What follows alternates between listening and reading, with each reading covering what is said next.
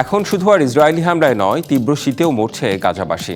ত্রাণ প্রবেশে কড়াকড়ি আরোপ করেছে নেতানিয়াহুর দেশ। এতে সংকট আরও গভীর হয়েছে উপত্যকা জুড়ে। মানবিক সহায়তা বন্ধ থাকায় বিপন্ন লাখো শরণার্থী পরিবার। অন্যদিকে ধ্বংসস্তূপ থেকে বেরিয়ে আসছে ফিলিস্তিনিদের মরদেহ।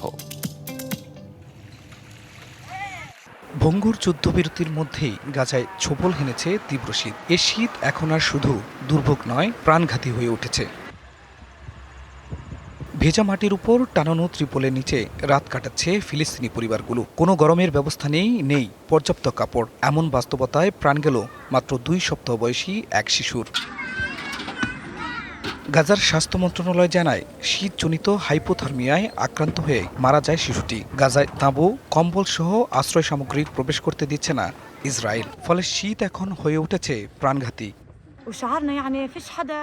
শীতের মধ্যেই বৃষ্টি আর ভেজা মাটির ওপর তাঁবুতে বসবাস করছেন অনেকেই। যখন খাবার, জ্বালানি, আশ্রয় আর ত্রাণ বন্ধ থাকে, তখন ঠান্ডা নিশ্চিতভাবেই প্রাণ কেড়ে নেয়।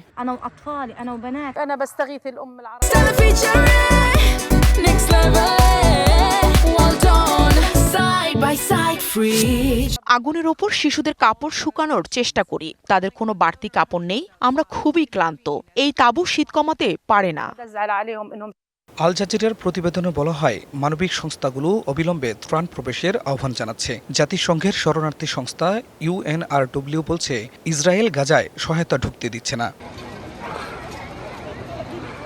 ইসরায়েলের 2 বছরের হামলায় গাজার 80% বেশি স্থাপনা ধ্বংস হয়েছে। স্থানীয় সময় মঙ্গলবার পশ্চিম গাজার একটি বাড়ির ধ্বংসস্তূপ থেকে একই পরিবারের প্রায় অর্ধশত মরদেহ উদ্ধার করা হয়েছে।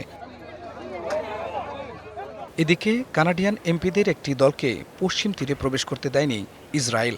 দলটি ফিলিস্তিনি কর্মকর্তা ও মানবাধিকার কর্মীদের সঙ্গে আলোচনার জন্য যাচ্ছিল। খান মোহাম্মদ মুকুল, ডিবিসি নিউজ ডেস্ক।